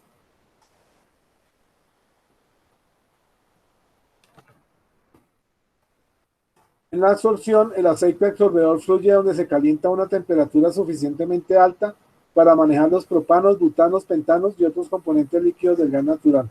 Entonces, este proceso es como los procesos que tenemos de deshidratación del gas con glicol, que necesitamos altas temperaturas para retirar el aceite rico y retirar los componentes de los hidrocarburos que hemos separado del gas natural.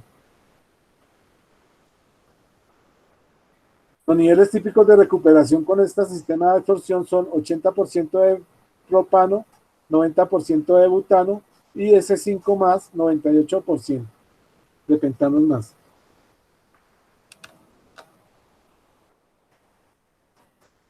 Fraccionamiento de las plantas criogénicas. Entonces, acá, ¿qué pasa? El gas se enfría a 100 grados Fahrenheit hasta 150 grados Fahrenheit por la expansión a través de una turbina o de una válvula del efecto Joule-Thomson, JT.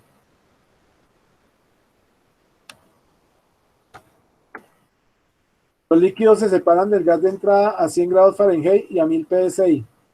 El gas es deshidratado a menos de una parte por millón de vapor de agua para asegurar que los hidratos no se formarán a bajas temperaturas encontradas en la planta. Se usa un deshidratador de tamiz molecular. No hay necesidad de hacer una deshidratación con glicol.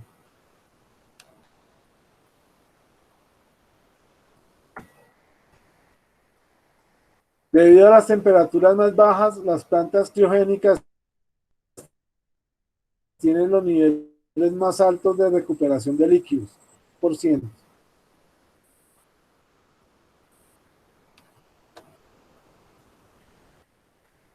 Aquí está el cuadro comparativo de los tres procesos, el de absorción, el de refrigeración y el de la planta criogénica, y tenemos el nivel de recuperación de cada uno de los productos de hidrocarburos líquidos que podemos líquidos.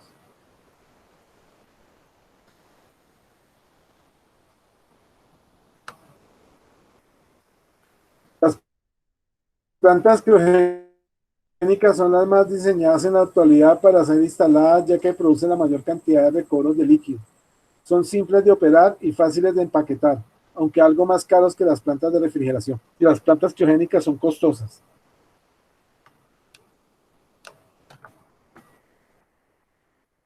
En la elección del proceso, las plantas de refrigeración pueden ser más económicas para corrientes de gas rico, donde no se desea recuperar etano.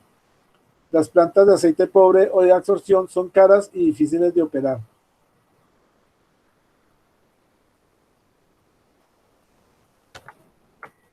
Las consideraciones de diseño de estos procesos es la presión de operación, la temperatura de fondo, la temperatura del condensador de reflujo, el número de bandejas o el número de platos que va a tener para cada temperatura de destilación. Y unas nuevas tecnologías es usar un solvente para separar el nitrógeno de los componentes hidrocarburos. Este proceso tiene la ventaja de no requerir la remoción de CO2 o la deshidratación del gas natural.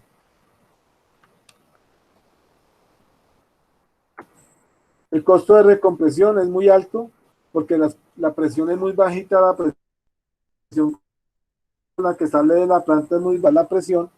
Se requieren grandes caudales de recirculación y de bombeo.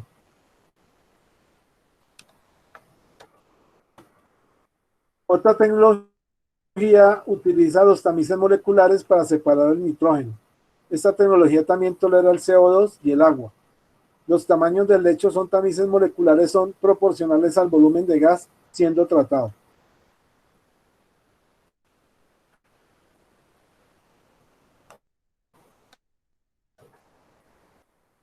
Este proceso se aplica a pequeños volúmenes de gas natural, la operación es sencilla y su mayor desventaja es que el producto metano es generado requiriendo una baja presión y necesita recompresión. Por eso genera altos costos. La compresión es muy costosa porque la compresión está por los horsepower de cada motor que tiene el compresor. Entonces, estas compresiones que vamos a realizar, como tenemos que subir la presión, una presión pequeña a una presión alta, este costo de compresión es muy alto. Vamos a mirar unos videitos.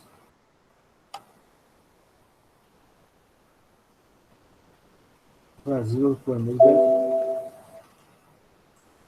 Vamos a ver este video que es.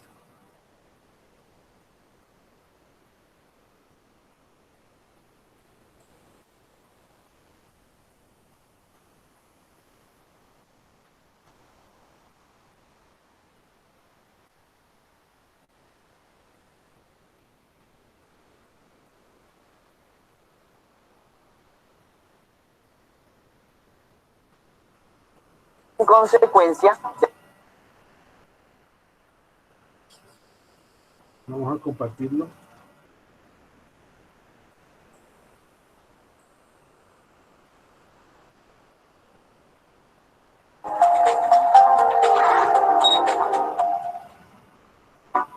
el petróleo es una mezcla de sustancias de apariencia oscura, viscosa y de fuerte olor, que se extrae del interior de la Tierra.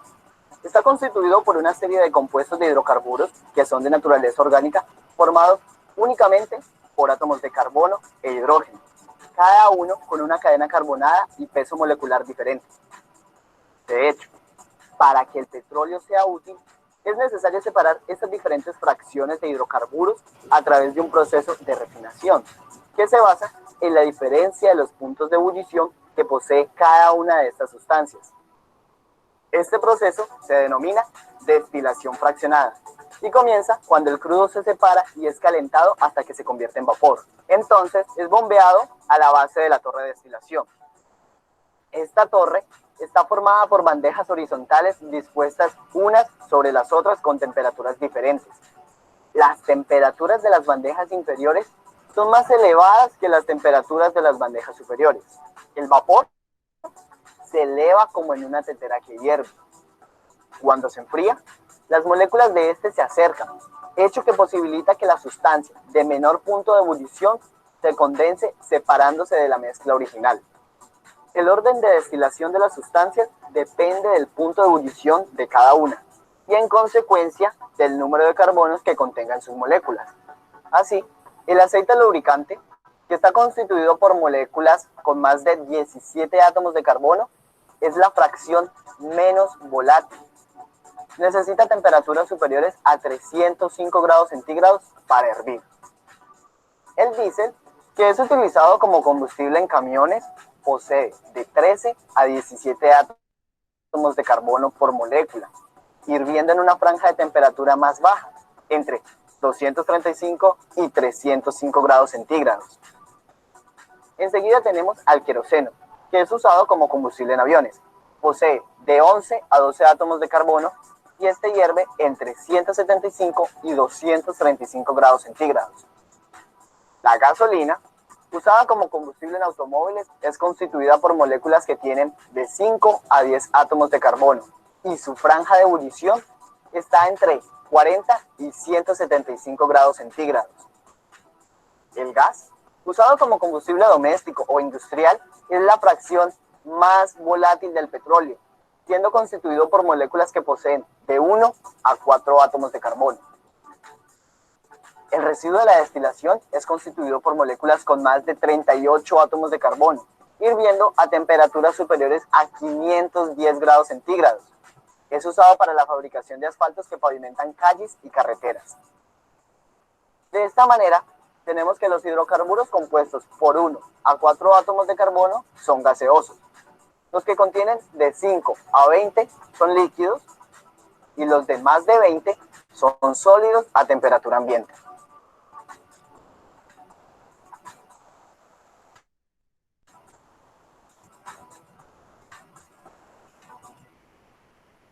Entonces ahí vemos uno.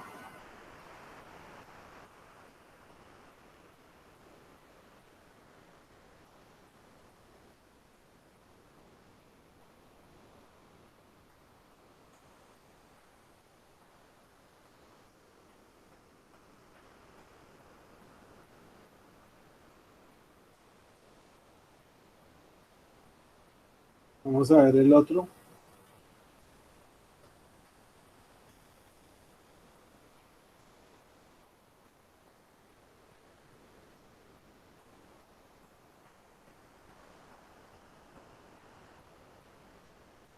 Separation takes place.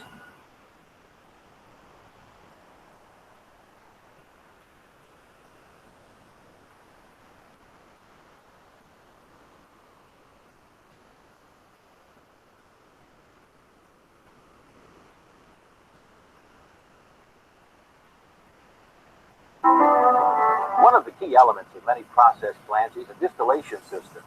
It's important for operators to understand how distillation systems work, because it's part of their job to make sure the systems run properly. The purpose of any distillation system is to separate a liquid mixture into two or more components. Separation takes place in a distillation column or tower. The liquid mixture is called feed or charge, and the components into which it's separated are called cuts or fractions. Let's take a look at a simplified representation of a distillation system. In this example, the feed is stored in a tank. During operation, a pump is used to move the feed from the tank to a preheater. In the preheater, the mixture is heated under pressure to just below its boiling point. Pressure in the tower is lower than the pressure in the preheater, so when the feed enters the tower, it starts to boil. The vapors from the boiling liquid, which primarily contain the lighter components in the feed, rise in the tower. The remaining liquid, which consists primarily of the heavier components in the feed, moves down the tower and collects at the bottom. Some of this liquid is drawn off as the bottom's product. Some of it's routed to a device called a reboiler, which is connected to the bottom of the tower. The reboiler is usually a heat exchanger that's designed to vaporize the lighter components that remain in the liquid at the bottom of the tower. Vapors from the reboiler, or in some cases a mixture of vapors and liquid, re-enter the tower. Vapors then rise up in the tower. These vapors and the heat they contain are often referred to as boil-up. The hot boil-up provides heat that's needed for the distillation process to take place in the tower. The vapors that rise up in the tower are routed to a condenser. The purpose of the condenser is to cool and condense the vapors into liquid. From the condenser, the liquid flows into a receiver or accumulator. The receiver provides a reservoir for the liquid. Part of the liquid from the receiver is pumped back into the top of the tower. Part of it is drawn off as the tower's overhead product. Well, we've just looked at one simple example of a distillation system. Not all distillation systems are the same, but most of them have the basic equipment that we've just seen. At the heart of a distillation system is the distillation tower. Basically, a distillation tower is a series of distillation processes, or stills, stacked on top of each other. The process of distillation is sometimes referred to fractional distillation or fractionation, and distillation towers are sometimes called fractionators. Fractionation is distillation that occurs at different levels in the tower. This is a simplified illustration of the inside of one type of distillation tower. This tower uses trays called sieve trays to separate vapors and liquid. The trays are spaced throughout the tower. They're called sieve trays because they have many openings in them, like a sieve. Here's a closer view of some of the trays. We've exaggerated the size of the openings to make them easier to see. The openings in the trays allow vapors to rise to the trays on their way up the tower. Each tray is also designed to hold liquid. Dams or weirs on each tray allow liquid to build up on the tray. Liquid that overflows the weirs flows into downcomers. Downcomers channel the liquid from tray to tray down the tower. When the upward moving vapors and the downward flowing liquid come in contact on each tray, the vapors transfer some of their heat to the liquid. Two things happen. The heavier components of the vapors become cooler and condense into liquid, and the lighter components of the liquid boil. The vapors then rise toward the next tray. As this process continues, the rising vapors contain a higher concentration of lighter components and a lower concentration of heavier components. So this is how the distillation process is repeated on each tray as the vapors rise through the tower. Now, not every distillation tower is designed in the exact same way. However, every tower can be divided into three basic sections. The middle section is where the feed enters the tower and part of the feed vaporizes. This vaporization is commonly known as flashing. So this section of the tower is often called the flash zone. The section above the flash zone is called the rectification section. This part of the tower, the concentration of lighter components increases. The section of the tower below the flash zone is called the stripping section. This section, the lighter components are vaporized or stripped from the heavier liquid. If a distillation tower worked perfectly, it would produce pure products. Unfortunately, that's not the case. Lighter products usually contain some heavier fractions, and the heavier products usually contain some lighter fractions. This is sometimes referred to as overlaps. Distillation systems use several methods to help maximize the purity of the products. One of these methods is called refluxing. The vapors coming off the top of the tower are condensed in a condenser and then collected in a receiver. Part of the liquid from the receiver is sent to storage or to other units in the plant as the tower's overhead product. The rest of the liquid is pumped back into the top of the tower. Liquid that's reintroduced into the tower is called external reflux. Because it consists of liquid that was cooled in the condenser, the external reflux is cooler than the liquid in the top of the tower. The external reflux cools the top of the tower. Vapors made of heavier fractions condense. Liquid made of heavier fractions flows down the tower and is referred to as internal reflux. Meanwhile, the top of the tower is still hot enough to keep the lighter fractions in vapor form. Vapors are drawn off the top of the tower and into the condenser. Refluxing increases the purity of the overhead product because condensing the vapors made of heavier fractions keeps them out of the stream of vapors that leaves the top of the tower. Another method used to maximize product purity is called reboiling. The bottom's liquid that's drawn off from the tower is sent to a heater called a reboiler. The rest of the bottom's liquid is sent to storage or to other units in the plant as the tower's bottom's product. The reboiler heats the liquid it receives so that a mixture of vapors and liquid is formed. Depending on the system, either vapors or the mixture of vapors and liquid is then reintroduced into the tower. The hot vapors cause any lighter fractions in the liquid at the bottom to vaporize and move up the tower. This reduces the amount of lighter fractions in the bottom's product. The reboiler provides the major portion of the heat that's required to make the distillation process work. In the type of system we've been discussing, the heat supplied by preheating the feed is not sufficient for proper distillation. The reboiler is needed to provide enough additional heat to vaporize the lighter fractions in the tower so that the products meet specifications. Although all distillation towers serve the same basic function, they don't all have the same internal components. One type of tower uses trays called sieve trays to separate vapors and liquid. That type of tower is covered in the tower operation part of this program. In this part, we'll look inside two other types of distillation towers and see how their internal components differ. Let's start with a tower that uses trays with bubble caps. The holes in each tray are covered with caps called bubble caps. Slots in these bubble caps disperse the rising vapors through the liquid on the tray. Each bubble cap has many slots, and each tray has many bubble caps to spread out the vapors. This ensures maximum contact between vapors and liquid so that maximum heat transfer can take place. Another type of tower, called a packed tower, contains layers of devices called packing instead of trays with bubble caps. There are many different types of packing. Some towers have sections that are filled with cylindrical rings, like the one illustrated here. It's known as a Raschig ring. Another type of packing is known as a burl saddle. The packing breaks up the liquid so that it flows over a large amount of surface area. This exposes more of the liquid to the vapors and increases heat transfer from the vapors to the liquid. Packing can be made from many different materials, including porcelain, copper, aluminum, and iron. The main requirement is that the material must be compatible with the liquid in the tower and the conditions under which the tower is operated.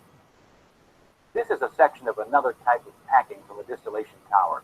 It's called a packing grid. Each layer in the grid has spaces for vapors to rise through the packing on their way up the tower. Liquid flows over these surfaces. Channel the liquid as it flows down the tower.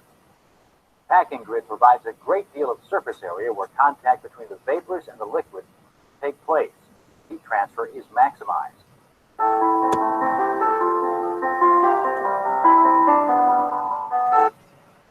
Entonces, ahí sería el tema de fraccionamiento. Todas estas serían las plantas que tendríamos los procesos que tendríamos en una planta de gas natural para retirar todos los contaminantes y para hacer la destilación de los hidrocarburos líquidos que vienen con el gas natural. Hay un proceso que quiero mostrarles, que es el gas natural licuado, que es lo último en tecnología que hay ahorita para el transporte de gas. Básicamente el gas natural licuado es licuar el gas natural, volverlo de pasar de gaseoso a estado líquido, más o menos a una temperatura de 160 grados centígrados, y ese proceso me va a reducir en 600 veces el volumen de gas natural en uno. O sea, en un metro cúbico de gas natural normal voy a tener 600 metros cúbicos de gas natural licuado. Entonces vamos a ver un videito donde está todo el proceso de gas licuado, cómo se transportan los barcos metaneros, cómo se regasifica en las estaciones de regasificación. Acá en Colombia tenemos dos plantas, una que ya está operando en Cartagena, que es una planta de regasificación del gas natural licuado, y otra planta que estamos construyendo en Buenaventura. Con estas dos plantas aseguramos el suministro de gas natural tanto por el norte como por el sur de Colombia. Entonces vamos a ver un video, vamos a ver si lo tengo aquí.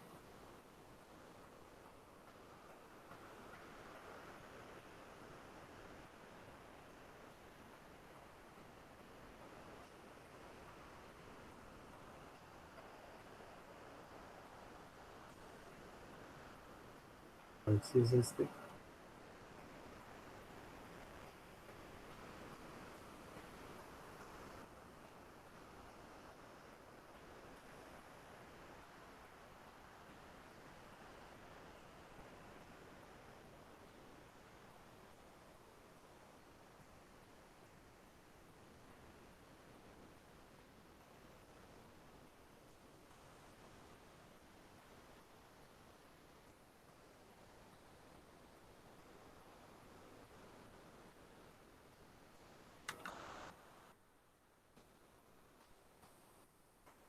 Que alcanzarán una altura de 150 a través del gas licuado, LNG. El propósito de esta instalación. Bienvenido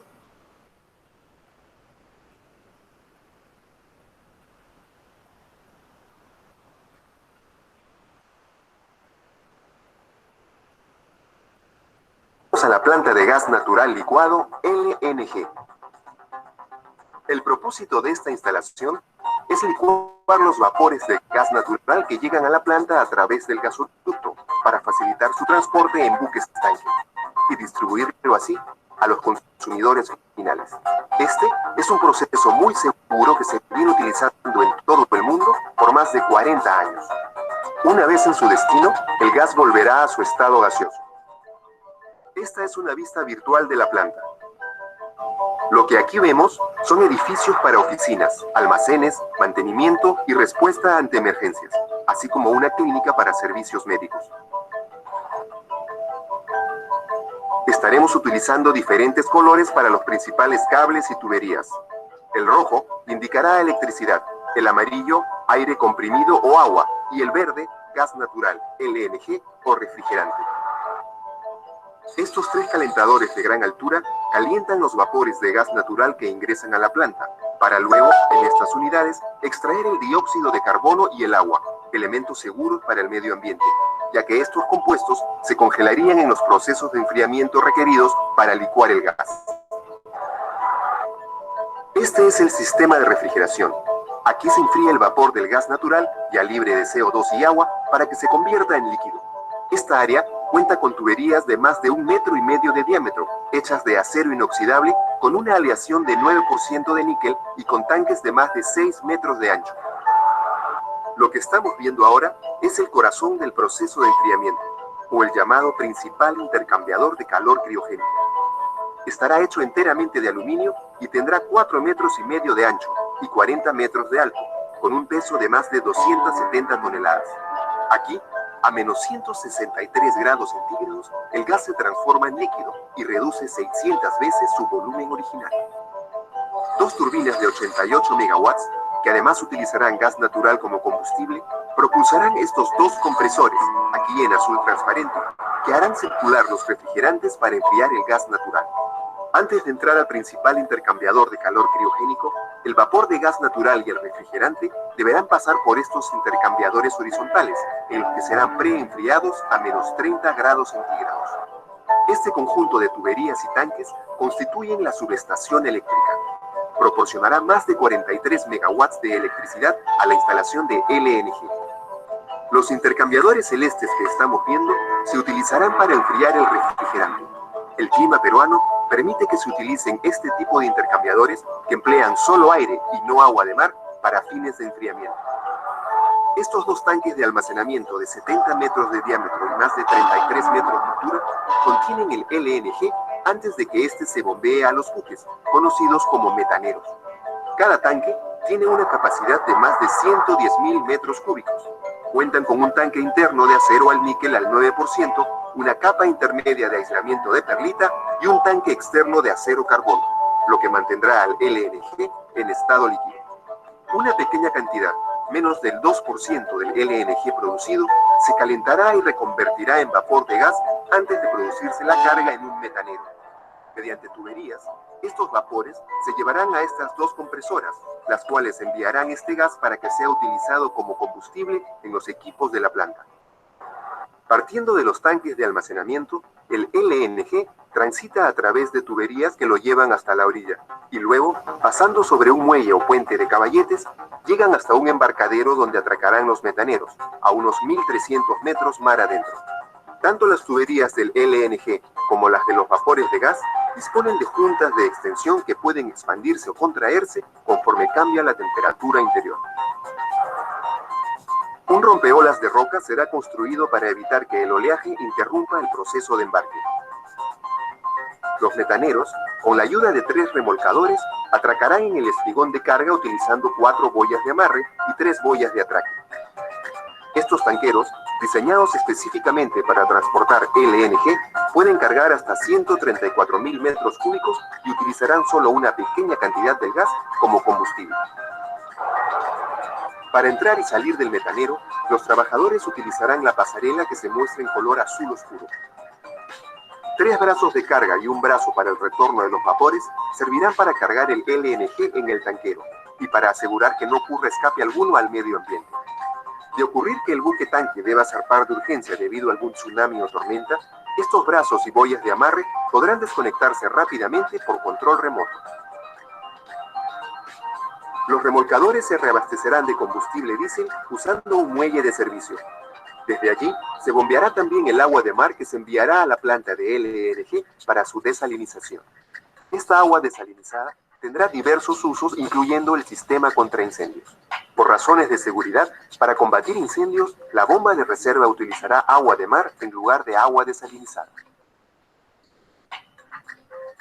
Las tuberías de LNG, aire y electricidad correrán a lo largo del lado norte del muelle o puente de caballetes. El otro lado se utilizará como un camino que conduzca de la planta a la zona de embarque del LNG. Para el poco probable caso de que uno de los tanques de almacenamiento de LNG desarrollase un derrame, se dispondrá de un sumidero de contención secundario cuesta abajo de los tanques. Este podrá contener cualquier derrame con gran seguridad. Nos acercamos para ver mejor los servicios generales para la instalación. En primer lugar, es aquí donde se almacenará el aire y el agua. El equipo de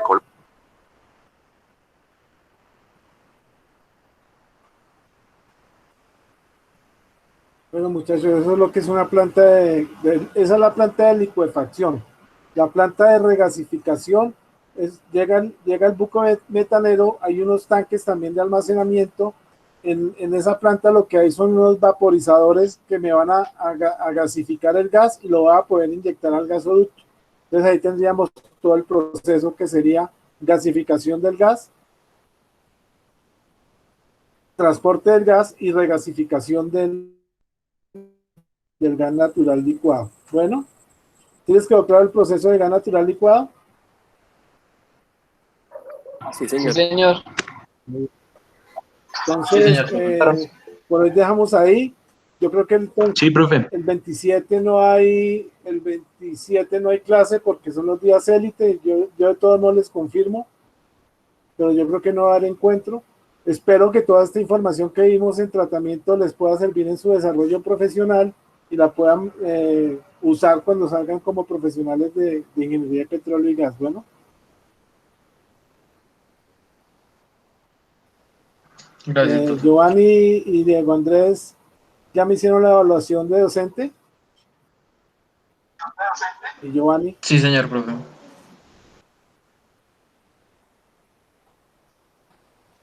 No está. Bueno, muchachos, entonces voy a parar la grabación.